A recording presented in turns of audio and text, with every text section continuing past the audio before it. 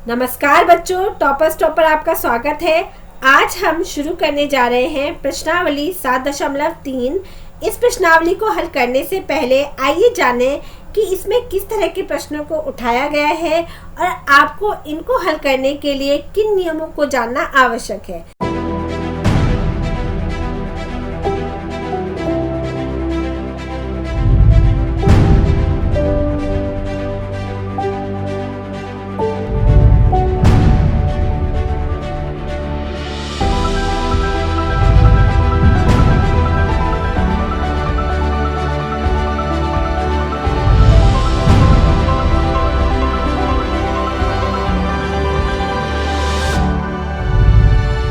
आइए सबसे पहले जाने तुल्य भिन्न के बारे में। तो तुल्य भिन्न ऐसी दो भिन्ने जिनकी राशियां समान होती हैं या दोनों बराबर हो, वो हमारी तुल्य भिन्न कहलाएंगी। जैसे हम यहाँ पर देखा जाए तो मैंने यहाँ पर कुछ आपको भिन्न दी है। देखिए, सबसे पहले हम बात करें तो यहाँ पर देखिए पहली भिन्न 1/2, 2/4, 3/6। ये देखने में बच्चों आपको अलग अलग लग रही होंगी, लेकिन ये वास्तव में आपस में तुल्य है। क्यों? क्योंकि इनके आप देखें, इन तीनों का अर्थ एक ही राशि से है। आइए हम यहाँ पर चित्र के द्वारा जानें कि इन राशियों को हम कैसे तुल्य कह सकते हैं। आइए अब हम पहली आकृति की तरफ चलें। तो पहली आकृति में देखें, हम इस आकृति को मैंने कितने भागों में बांटा है? इस आकृति को मैंने कुल 2 भागों में बांटा है। कुल को बच्चों हम सदैव नीचे की तरफ लिखते हैं, तो मैंने यहाँ पर देखिए 1/2 में कुल यहाँ नीचे है। उसके बाद बच्चों मैंने यहाँ पर कितने छायांकित भाग किए हैं? 1 छायांकित भाग लिया है। तो 2 में से मैंने 1 छायांकित किया है, तो इसका अर्थ है कि ये 1/2 है। उसके बाद बच्चों हम दूसरी आकृति की तरफ ध्यान दें तो यहाँ पर देखें कि उसी एक आकृति को मैंने 4 भागों में यहाँ पर बांटा है। यहाँ देखिए इसी आकृति के 4 भाग हैं, जिसमें से बच्चों हमने कितने भागों को लिया है? हमने यहाँ देखें कि 4 में से 2 भागों को छायांकित किया है और 2 भागों को हमने ऐसे ही छोड़ा है। तो 4 में से हमने कितना पार्ट लिया? यहाँ पर हमने 2 पार्ट को लिया। आगे हम तीसरी आकृति की बात करें तो तीसरी इसी आकृति को हमने 6 भागों में बांटा है। 6 भागों में बांटने के बाद हमने उसकी आधी राशि यानी 3 हमने यहाँ पर छायांकित किया है। यहाँ हम तीनों आकृतियों को एक बार देखें तो यहाँ देखें तो इस आकृति का आधा भाग हमने लिया। दूसरी तरफ चलें तो इस 4 में से हमने 2 को लिया, तो इसमें भी हमने आधी राशि को लिया। उसके बाद हम तीसरी आकृति की बात करें तो इस तीसरी आकृति में भी हमने कितने 6 में से हमने 3 भागों को यहाँ पर छायांकित किया है। तो तीनों का मतलब ये है कि हमने इस पूरी आकृति के आधे भाग को यहाँ पर छायांकित किया है। इस तरह से बच्चों हम इन आकृतियों को देखने के बाद ये निष्कर्ष निकालते हैं कि इन तीनों आकृतियों का अर्थ आधी राशि से ही है, यानी पूरी का आधा भाग हमने यहाँ पर लिया है। तो देखने में ये तीनों आकृतियाँ एक ही बात को यहाँ पर रख रही हैं और ये आपस में एक दूसरे के तुल्य हैं। मतलब अगर तुलना की जाए इनकी तीनों की तो ये आपस में बराबर होंगी। आइए बच्चों, अब हम जानते हैं कि हम तुल्य भिन्न को कैसे ज्ञात कर सकते हैं। तुल्य भिन्न को बच्चों हम 2 तरह से ज्ञात कर सकते हैं। देखिए, आइए पहले हम बात करें एक दी हुई भिन्न की तुल्य भिन्न ज्ञात करने के लिए आपको उसके अंश और हर को एक समान राशि से गुणा करना होगा। यानी बच्चों हम कह सकते हैं कि एक अगर भिन्न आपके पास है तो उस भिन्न में यदि हम उसकी ऊपर के अंश को और नीचे के हर को एक ही राशि से अगर हम गुणा करें तो उसके बाद जो उत्तर आएगा वो आपकी पहली वाली का तुल्य भिन्न होगा। आइए अब हम एक एग्जाम्पल के जरिए इसको समझते हैं। एक उदाहरण यहाँ मैंने आपके लिए रखा है। सबसे पहले देखें कि 1/3 यहाँ पर एक आपकी भिन्न दी गई है। इस भिन्न में अगर हम देखें तो इस 1/3 को मैंने यहाँ पर 0 से ऊपर यानी यहाँ पर 2 मैंने लग रखा है। 2 से ऊपर और नीचे एक जैसी राशि से हमें इसके अंश और हर को क्या करना होगा? गुणा करना होगा। तो उसके बाद देखिए हमारा 2 एकम 2 और 3 दूनी 6, 2 एकम 2 और 3 दूनी 6। इस तरह से यहाँ पर देखा जाए तो 1/3 की हमारी समतुल्य राशि जो आई है, समतुल्य भिन्न जो आई है वो 2/6 है, यानी 1/3 और 2/6 आपस में तुल्य है। इसके बाद बच्चों अगर इसी राशि को, इसी भिन्न को हम 1/3 को 3 से ऊपर और नीचे गुणा करें तो देखें बच्चों, यहाँ 1 को अगर हमने 3 से गुणा किया तो 3, 3 एकम 3 और 3 तिया 9, इस तरह से 3/9 हमारा आया। ये 3/9 भी हमारा 1/3 के तुल्य होगा। उसके बाद हमने यहाँ पर 4 को ऊपर और नीचे यहाँ पर गुणा किया, तो इस तरह से देखें अंश और हर के साथ यदि हमने 4 को गुणा किया तो 4 एकम 4 और 4 तिया 12, 4/12 भी हमारी 1/3 की तुल्य भिन्न है। इस तरह से बच्चों हम एक ही राशि से यानी एक ही संख्या से अंश और हर की गुणा करें और उससे जो उत्तर आए वो आपका उस भिन्न का तुल्य भिन्न कही जाएगी। आइए अब हम दूसरे पॉइंट की तरफ चलें। तो भिन्न ज्ञात करने के लिए हमें ये दूसरा पॉइंट भी रखना होगा।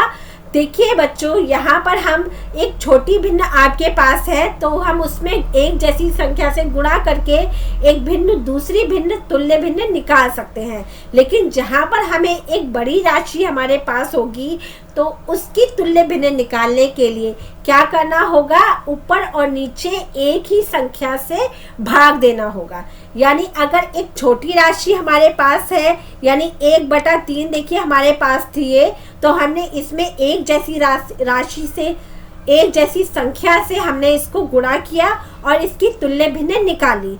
लेकिन यदि बच्चों हमारे पास एक बड़ी भिन्न होगी, जैसे 12/15 हमारे पास एक बड़ी भिन्न है, इस भिन्न में हम क्या करते हैं कि इस भिन्न में हम अगर 12 में और 15 में दोनों में एक जैसी संख्या से भाग देंगे तो हम 12/15 की एक तुल्य भिन्न को ज्ञात कर सकते हैं। देखिए बच्चों, मैंने यहाँ पर 12 और 15 इसको 3 से भाग दिया, तो यहाँ पर हम देखें कि 12 को जब 3 से भाग किया तो 4 आया और 15 को 3 से भाग किया तो 5 आया। इस तरह से 4/5 और 12/15 ये दोनों आपस में तुल्य भिन्न है। इस तरह से बच्चों हम यहाँ पर दोनों तरह से भिन्नों को ज्ञात कर सकते हैं। आइए बच्चों अब हम बात करते हैं कि तुल्य भिन्न को हम किस तरह से जांच सकते हैं। यानी अगर दो भिन्न आपके पास हो तो आपको किस तरह से पता करें हम कि ये दोनों भिन्न आपस में तुल्य है कि नहीं है। बच्चों यदि दो भिन्न आपके पास है और हमें उन्हें जांचना है कि ये दोनों आपस में तुल्य है या नहीं है, तो उसके लिए देखिए हम किस तरह से पता कर सकते हैं। सबसे पहले हम पहली भिन्न के पास चलते हैं। तो हमारी पहली भिन्न क्या है, 1/3 है, जिसमें अंश क्या है, 1 है और हर क्या है, 3 है। इस तरह से हम दूसरी भिन्न की बात करें तो यहाँ पर अंश क्या है, 3 है और हर क्या है, 9 है। तो यहाँ पर हम दोनों भिन्नों को तुल्य बताएंगे, लेकिन उसके लिए हम कैसे जांचें कि दोनों वास्तव में तुल्य है या नहीं है। तो उसके लिए हम सबसे पहले देखेंगे कि पहली वाली का अंश और दूसरी वाली का हर, इन दोनों की आपस में गुणा करेंगे, उससे एक उत्तर आपके सामने आएगा। फिर उसके बाद बच्चों हम दूसरी वाली के अंश और पहली वाली के हर को गुणा करेंगे, तो यहाँ पर उसका जो उत्तर आएगा, ये दोनों उत्तर आपस में जो है वो बराबर होंगे। यानी पहली वाली के अंश की गुणा दूसरी वाली के हर के साथ और दूसरे वाली के अंश की गुणा पहली वाली के हर के साथ। तो आप देखेंगे ये एक कैंची जैसी आकृति आपको यहाँ पर दिखाई देगी, इसको हम कैंची गुणा कहते हैं। तो इस तरह की गुणा, तिरछी गुणा, इसे हम तिरछी गुणा भी कहते हैं। तो कैंची गुणा या तिरछी गुणा करने के बाद इसके उत्तर हमेशा जो है वो बराबर आए, तो इसका अर्थ ये होगा कि ये दोनों भिन्न आपस में एक दूसरे के बराबर है। तो यहाँ पर हम क्या लिखेंगे, इनके गुणनफल जो है वो समान है। इसी तरह से हम दूसरी वाली को एक बार देखते हैं। दूसरी वाली आपकी दो भिन्न है, जिसमें 4/5 और 28/35 ये दो भिन्न आपके पास है। जिसमें देखिए हम 4 की गुणा 35 के साथ करें तो 4 की गुणा 35 से करने पर 140 आया। उसके बाद हम देखिए बच्चों 28 की गुणा 5 के साथ करें तो इसका भी उत्तर आपका 140 आया। यानी दोनों का उत्तर हमारा क्या आया है, 140 आया है। जहां पर उत्तर सेम होंगे कैची गुणा या तिरछी गुणा करने के बाद बराबर आया तो इसका मतलब दोनों भिन्नें आपस में तुल्य हैं। अब तीसरी की बात करें तो यहाँ पर एक बार और जांचते हैं कि किस तरह से हम यहाँ पर देखिए क्रॉस मल्टीप्लाई यानी कैची गुणा करें तो 16 एकम 16, यहाँ पर 1 गुणा 16 यहाँ पर आया तो इसका अर्थ हुआ यहाँ पर 16 है। उसके बाद हम यहाँ पर 4 की गुणा किससे कर रहे हैं, 4 से कर रहे हैं तो 4 चौक यहाँ पर भी हमारा 16 आया। तो देखिए ये दोनों भिन्न आपस में क्या है, तुल्य हैं। यहाँ पर हम लिख सकते हैं कि हाँ ये दोनों भिन्न आपस में तुल्य हैं। अब देखिए यहाँ पर तीसरी वाली में हम इसी तरह से जांचें कि यहाँ पर 15 की गुणा 2 से होगी और 3 की गुणा यहाँ पर 10 से होगी। तो वही हम यहाँ पर देखिए 2 गुणा 15 यानी यहाँ पर हमारा उत्तर है 30। और अगर दूसरे वाले को हम करें तो 10 गुणा यहाँ पर क्या हुआ हमारा 3 यानी हमारा उत्तर आया 30।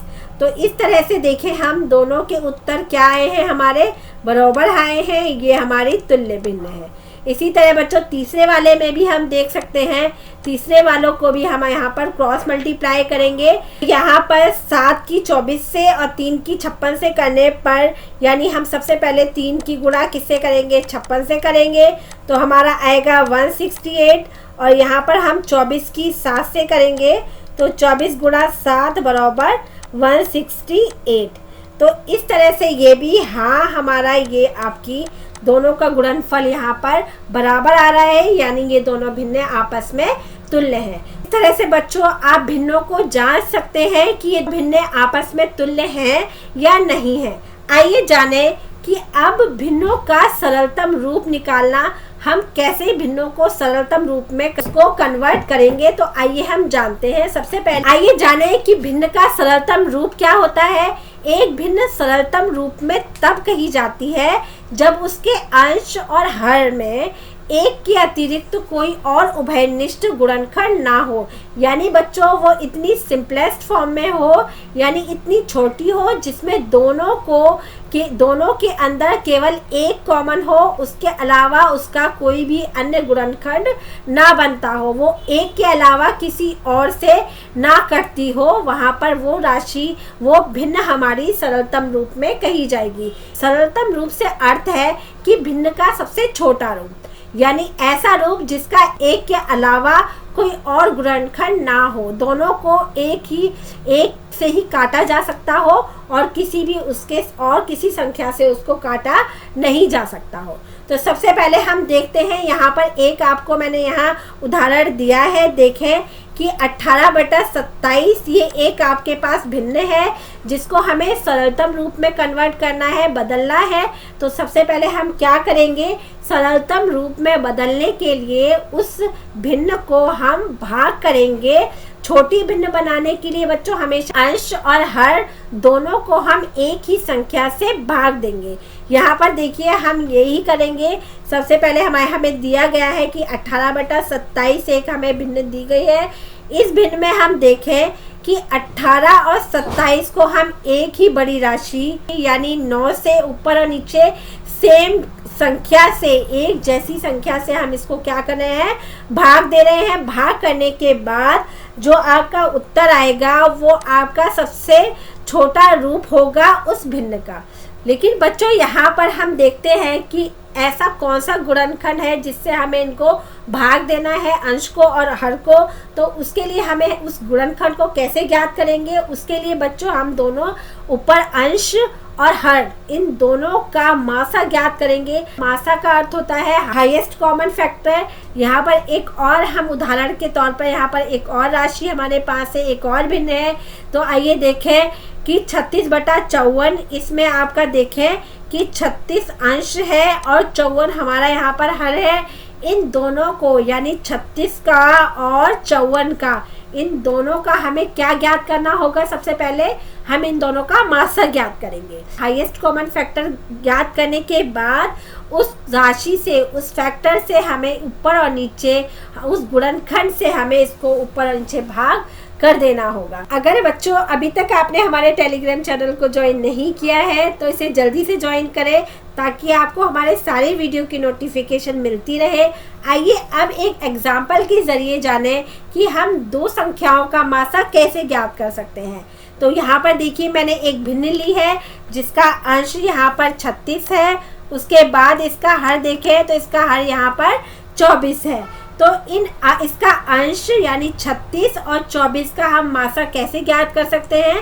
सबसे पहले हम लेंगे यहाँ पर 24 देखिए किस किस के पहाड़े में आता है। हम यहाँ देखेंगे तो ये 1 से भी भाज्य है, 2 से, 3 से, 4 से, 6 से, 8 से, 12 से और 24 से। ये सारी संख्याएं जो हैं ये इसकी गुणनखंड है। उसके बाद हम यहाँ पर देखें तो यहाँ पर 36 की बात करें तो ये किस किस के पहाड़े में यहाँ पर 36 आएगा। ये बच्चों 1 के पहाड़े में, 2 के, 3 के, 4 के, 6 के, 9 के, 12 के और 18 के और 36 के। तो इस तरह से 36 जो है इस सभी पहाड़ों में यानी इन सभी के गुणनखंड यहाँ पर ये 36 के ये सारे गुणनखंड यहाँ पर बनते हैं। उसके बाद बच्चों हम देखते हैं कि यहाँ देखिए इन दोनों संख्याओं में कौन से गुणनखंड जो है वो उभयनिष्ठ है। तो यहाँ देखें यहाँ पर 1 भी है, 2 है, 3 है, 4 है और 6 है। उसके बाद देखें यहाँ पर तो केवल 12 ऐसा गुणनखंड है जो उभयनिष्ठ है और हाईएस्ट है। यानी मासा में हम किसको लेंगे, सबसे हाईएस्ट कॉमन फैक्टर को लेंगे यानी सबसे बड़ा उभयनिष्ठ संख्या। सबसे बड़ी उभयनिष्ठ संख्या यहाँ पर देखें जो दोनों में है वो है 12। तो 12 से हम क्या करेंगे, इसको आप सरलतम रूप में व्यक्त करने के लिए 12 से ऊपर अंश के साथ और हर के साथ दोनों के साथ हम 12 से भाग करके इसका हम सरलतम रूप निकाल सकते हैं। देखिए हम सबसे पहले 36 को 12 से भाग किया और 24 को भी 12 से भाग किया। यहाँ पर हमने 12 से भाग करने के बाद इसका हमने सबसे सरलतम रूप यहाँ पर निकाला जो है हमारा 3/2। अब हम 3/2 में देखें कि 2 एकम 2 से ये संख्या जाएगी और 3 एकम 3 से जाएगी। यानी एक हमारा 1 के पहाड़े में ही हमारे ये दोनों संख्याएं आएंगी। 1 में ही 2 आएगा, 1 दूनी 2 और 1 तिया 3। यानी यहाँ पर 1 के अतिरिक्त कोई और उभयनिष्ठ गुणनखंड इन दोनों का यहाँ पर नहीं हो सकता। यानी ये संख्या आपकी सबसे सरलतम रूप है किसका, 36/24 का। इस प्रकार से हम मासा ज्ञात करके भिन्न को न्यूनतम या सबसे सरलतम रूप में यहाँ पर व्यक्त कर सकते हैं। आइए बच्चों मासा ज्ञात करने के लिए हम एक और विधि की तरफ ध्यान देते हैं। यहाँ पर देखिए बच्चों हम क्या करेंगे, दोनों संख्याओं में से जो संख्या छोटी होगी उसको हम कहाँ लेंगे, बाहर लेंगे और बड़ी संख्या इनमें से जो हमारी बड़ी संख्या होगी उसे हम अंदर ले लेते हैं। यहाँ पर हम क्या करेंगे, 24 से 36 को भाग देंगे तो 24 एकम 24 हमारा यहाँ पर आया।